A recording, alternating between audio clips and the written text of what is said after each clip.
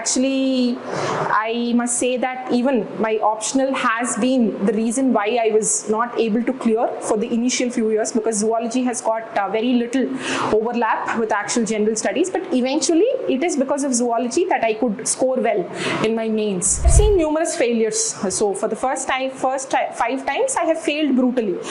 So it is only the last time that I was able to get through. So how I kept myself motivated is that one thing is you have to believe in your capability. You have to believe that you have that extreme fire and that spirit within you, and that is going to take you ahead. Prelims, because it's approaching very close, and I don't think I can give any sort of advice at this point of time. Just go with your heart and consider prelims as a wonderful game that you've always enjoyed. Take one question at a time and make sure that you give your best. If you don't know it, it's fine. It's going to be difficult for almost everyone. Okay, so now that they're asking conceptual based questions, I think people who are thorough with their concepts will find it quite comfortable. Hello everyone, my name is Sahitya, and I was able to secure rank 24 in this year's Civil Services Examination. And to this video, I would like to share my experience of the long journey of my civil services preparation. So let me tell you that this is my 6th attempt, and this has been my 4th mains, and it has been my 2nd interview. So by now you must have understood that it was very, very long. I started my preparation from 2015. And in 2021's exam, I was able to clear. So about my brief background, I have completed my master's in industrial pharmacy in New York, and then I worked as a junior scientist for 1.5 years at New Jersey, and then I quit that job, and then I came back to India to pursue civil services. Little did I know that it would take so long for me to get to this stage. I would like to say a few things that might be helpful to aspirants, both fresh and veterans. So my optional is zoology, and actually I must say that even my optional has been the reason why I was not able to clear for the initial few years, because zoology has got very little overlap with actual general studies. But eventually it is because of zoology that I could score well in my mains. So coming to my journey, I would like to say that the initial years was difficult because I could not understand the demand of the examination, and there was the ecosystem that I studied unfortunately did not help me in getting the pulse or getting the nerve of the examination, which is why I couldn't clear prelims in the first 2 attempts, and it was in my 3rd attempt that I cleared my prelims. So as far as my mistakes are concerned, I would say that mains has been my weak point. And why mains was my weak point was because I have this habit of studying too much and not sticking to the demand of the syllabus and not sticking to the demand of the question or the examination. So I think most of us must be going through this. For people who are voracious readers, or for people who are interested or who are excited to learn and study about new things and fresh topics, I think those people will find this difficulty of not sticking to the point or not sticking to the syllabus. So I would like to say to those people that it's absolutely fine that you take out some time to read non-fiction books or watch videos which are really, really related to the exam. But please make sure that you at the end of the day must be sure of what you're going to present about one particular topic. Let's say you're studying about governance. Then you will have to make sure that you know what you have to write when a question is asked about e-governance, or when a question is asked about how we can make governance better. So you need to have the idea. Okay, so please don't endlessly or aimlessly study textbooks or non-fiction books and then digress from your preparation. So that is one takeaway. And the second one is for people who are taking the optionals who don't have any overlap. So in this also, this is extremely different. The examination is extremely different from the kind of textbooks that you study. For example, in zoology, I was studying all standard books for the initial years. I was going in depth, and then I was understanding the concepts, but eventually if they ask you a question about, let's say, morphogenesis, if they ask you a question about in vitro fertilization, you have to write those 250 words, or you have to write those 150 words within a period of let's say 10 minutes or at max 7 minutes. So make sure that you have the content for that. Okay, so you might know 100 pages about in vitro fertilization, but if you're not able to present it, I think it becomes so difficult. And the next one is, needless to say, answer writing.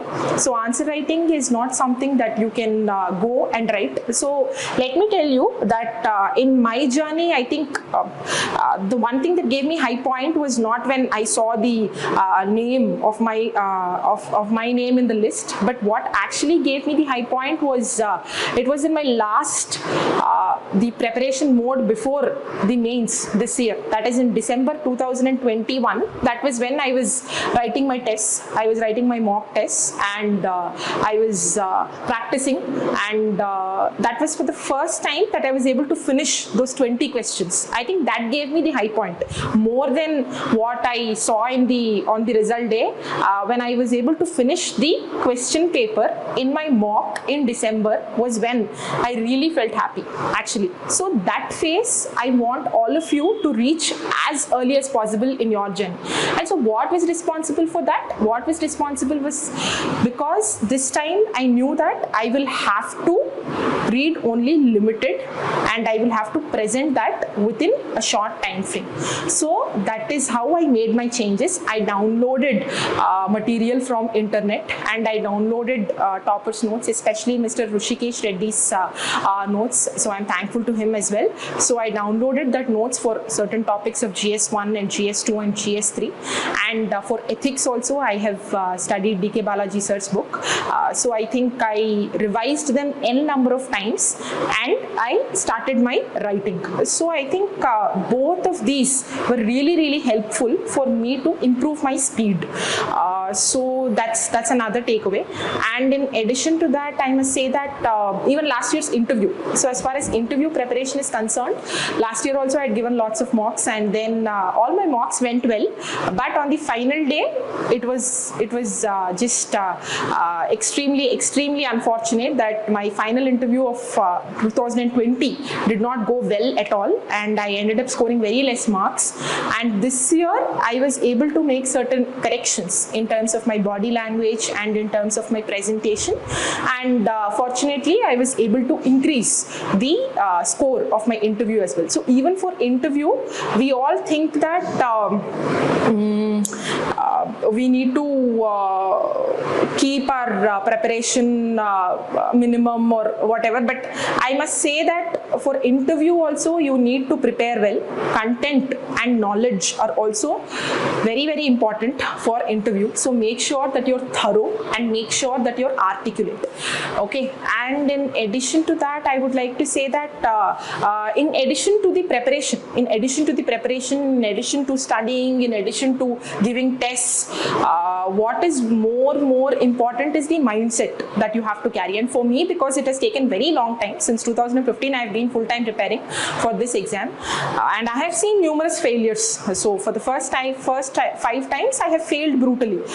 So it is only the last time that I was able to get through. So how I kept myself motivated is that one thing is you have to believe in your capability. You have to believe that you have that extreme fire and that spirit within you, and that is going to take you ahead. That is going to take you ahead. And I would read books. I mean, one of the most favorite books of mine has been Fountainhead by Ayn Rand and the character of Howard Rourke.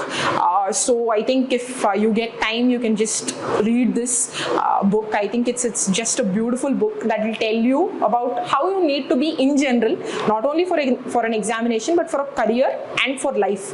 Both of it, what is the kind of mindset that you need to carry to excel or to show competence. And in addition to that, I do follow certain spiritual videos, and then I do follow lots of good music that keeps me motivated. and there are many other books also that have kept me quite motivated. But I think motivation, as many people have already said, is something very, very ephemeral. It does not last for long. It is the discipline that will take you ahead.